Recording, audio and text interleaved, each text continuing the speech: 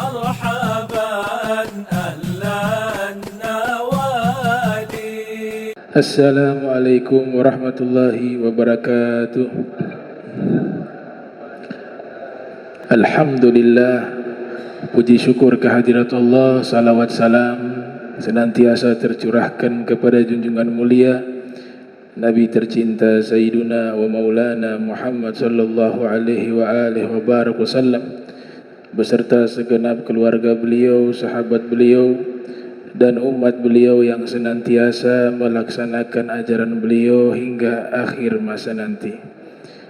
Yang kami muliakan, kami hormati seluruh imam Masjid Al-Muhajirin, wabil khusus Al-Ustadz Abdurrahman Bakfir, wal Ustadz Irsyad, dan pengurus Masjid Al-Muhajirin Mas Zain Abbas, dan para habaib, wabil khusus Habib Alwi Albar, dan semua yang hadir, insyaallah diberikan rahmat oleh Allah Subhanahu wa taala.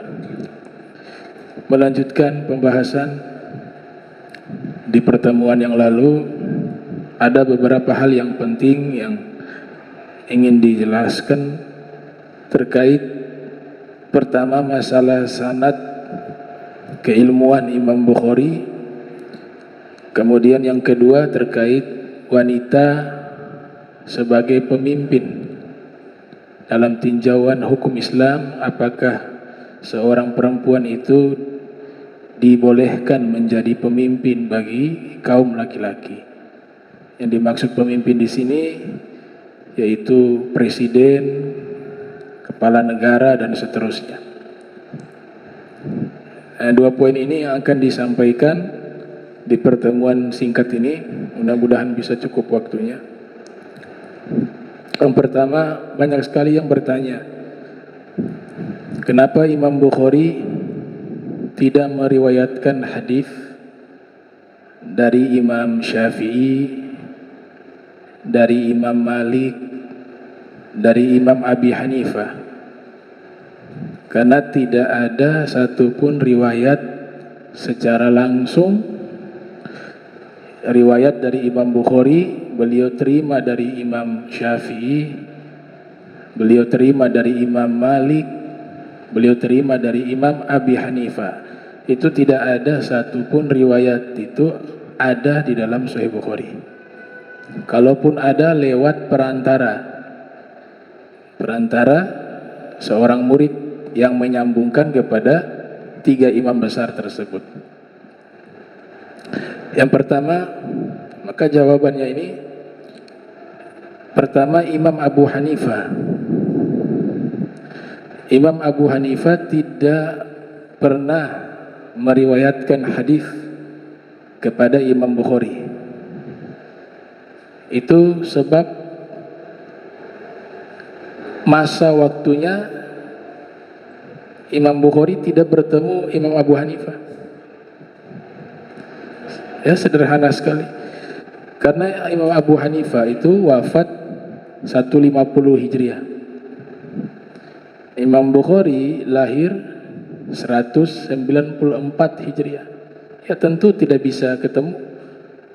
Kurang lebih 44 tahun jarak waktu daripada wafatnya Imam Abu Hanifah, kemudian di waktu lahirnya Imam Bukhari, itu jaraknya 44 tahun. Jadi Imam Bukhari belum lahir, maka tidak bertemu dengan Imam Abu Hanifah. Terpaut jarak 44 tahun dari waktu wafatnya Imam Abu Hanifah ke waktu lahirnya Imam Bukhari. Bahkan ada riset,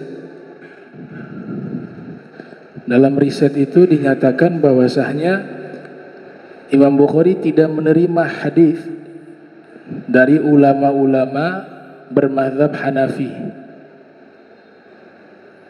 Ada riset mengatakan demikian.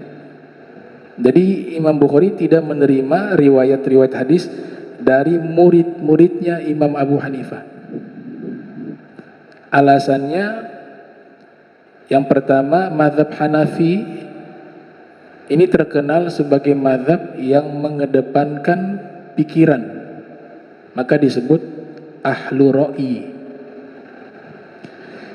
Koleksi-koleksi hadis dari ulama-ulama mazhab Hanafi itu tidak sebanyak yang dimiliki oleh Imam Malik dan ulama-ulamanya, dan juga Imam Syafi'i dan ulama-ulamanya, dan Imam Ahmad dengan ulama-ulamanya.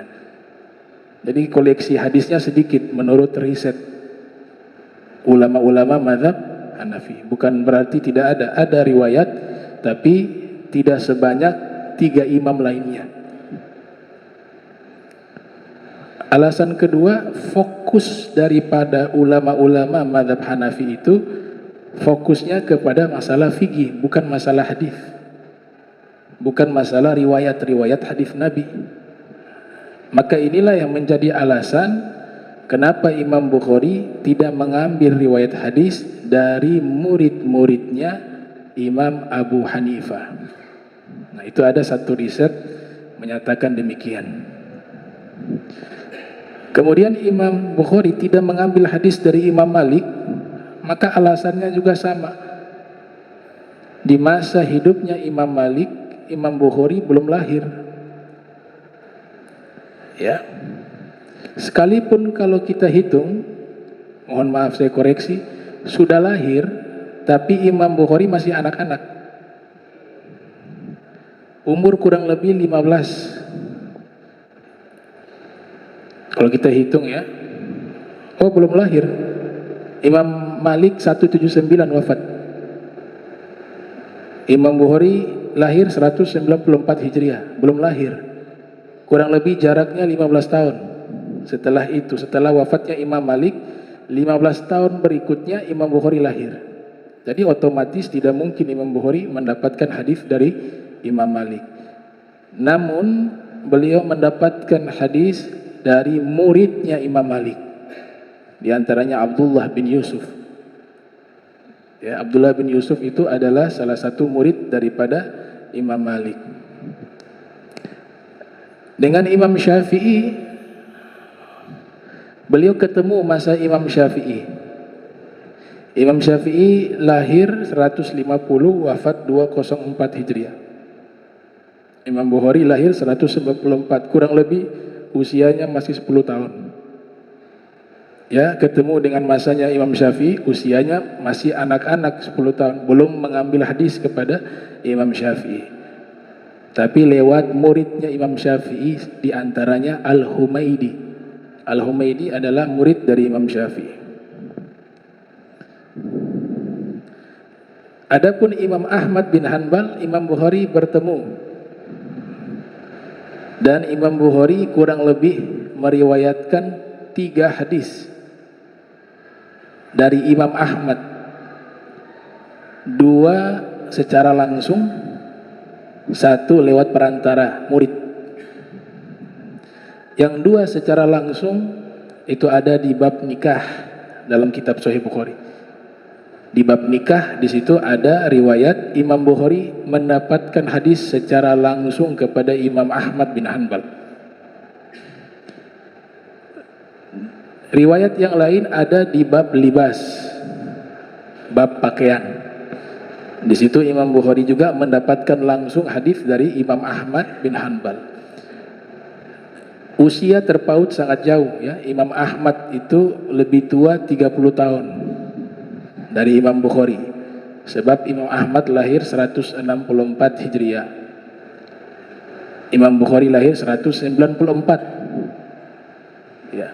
Imam Ahmad wafat 164, 204 Hijriah wafat, 204. Wafatnya Imam Ahmad bin Hanbal 241. Imam Ahmad lahir 164, wafat 241 Hijriah.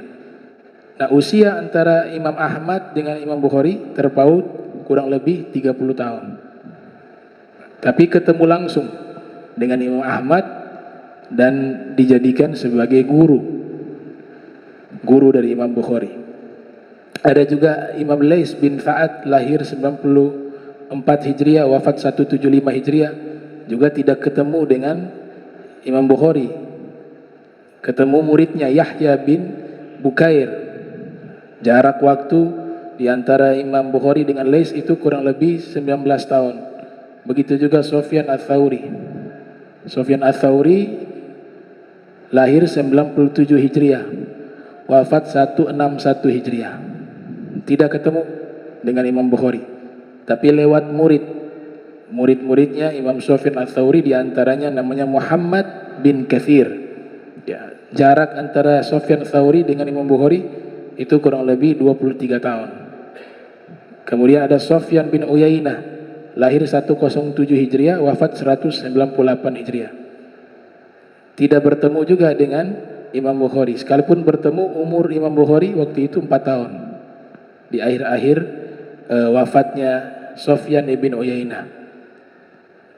Muridnya Musaddad bin Musarhad, Qutaibah bin Sa'id. Nah, itu murid daripada Sufyan ibn Uyainah, diantaranya yang disebut dalam kitab Sahih Bukhari. Nah, yang sulit ini dalam kitab Sahih Bukhari, kalau disebutkan riwayat dari Sufyan itu hanya tulis nama Sufyan tanpa ada gelar Ats-Tsauri ataupun Ibn Uyainah, sehingga kita belum bisa pastikan ini Sufyan siapa ini, Sufyan bin Uyainah atau Sufyan Ats-Tsauri. Dari mana kita bisa tahu ini Sufyan Ats-Tsauri dan ini Sufyan ibn Uyainah? Cari tahunya adalah yang pertama dari banyaknya periwayat. Kalau riwayat dari Sufyan Ats-Tsauri itu sanad Ali. Dalam istilah ilmu hadis namanya sanad Ali, artinya jaraknya ke Nabi lebih dekat. Kalau Sufyan ibn Uyainah sanadnya nazil jika dibandingkan dengan sanadnya Sufyan Ats-Tsauri. Kemudian bisa diketahui dari murid-murid. Ciri-cirinya kalau itu adalah Sufyan ibn Uyainah, murid-murid yang meriwayatkan, yang Imam Bukhari terima itu namanya Musaddad bin Musarhad misalnya, Qutaibah bin Sa'id. Nah, itu ciri-ciri bahwa hadis ini diambil dari Sufyan ibn Uyainah. Tapi kalau kita dapatkan ada namanya Abdur Razzaq, kemudian tadi namanya Muhammad bin Katsir, maka itu adalah Sufyan Ats-Tsauri. Nah, itu ketelitian para ulama hadis dalam mencari tahu ini siapa sebenarnya. Dan Sufyan ibn Uyainah ini termasuk murid dari Sufyan Ats-Tsauri. Kedua-duanya lahir di tempat yang sama. Ya, tapi Sufyan bin Uyainah hijrah ke Makkah dan Sufyan Ats-Tsauri berguru kepada salah satu gurunya yang terkenal, Al-Imam Ja'far As-Shadiq bin Muhammad Al-Baqir, dan juga ini adalah guru dari Imam Malik. Imam Malik juga berguru kepada Al-Imam Ja'far As-Shadiq. Begitu juga Al-Imam Abu Hanifah. Al-Imam Abu Hanifah juga berguru kepada Al-Imam Ja'far As-Shadiq. Bahkan Imam Abu Hanifah mengatakan, kalau saya tidak belajar 2 tahun kepada Imam Ja'far As-Shadiq, lahalaka Nu'man, maka saya Nu'man akan celaka. Itu 2 tahun belajar talaki kepada Imam Ja'far As-Shadiq. Imam Syafi'i, Imam Ahmad tidak ketemu masanya Imam Ja'far As-Shadiq. Sebab Imam Ja'far As-Shadiq lahir tahun 83 Hijriah, wafat 148. 2 tahun setelahnya Imam Syafi'i lahir, tahun 1550 Hijriah. Imam Ahmad jauh lagi, 164 Hijriah baru lahir. Nah, itu hal-hal yang penting terkait masalah sanad yang ada di dalam kitab Sahih Bukhari. Artinya apa? Artinya Imam Bukhari ini memiliki sanad hadis dan keilmuan yang bersambung kepada imam madhab, bersambung kepada Imam Syafi'i, bersambung kepada Imam Malik, bersambung kepada Imam Ahmad. Nah, Imam Abu Hanifah ini yang ada riset mengatakan Imam Bukhari sanadnya tidak sampai ke Abu Hanifah, karena murid-muridnya tidak diambil riwayat oleh Imam Bukhari dengan alasan tadi. Ya. Juga bersambung kepada Lais bin Sa'ad al-Misri, bersambung juga kepada Imam Sufyan Ats-Tsauri, Imam Ja'far As-Shadiq, Imam Sufyan ibn Uyainah. dan Abdullah ibn Mubarak dan ulama-ulama besar lainnya. Itu sanad keilmuan daripada Al-Imam Bukhari.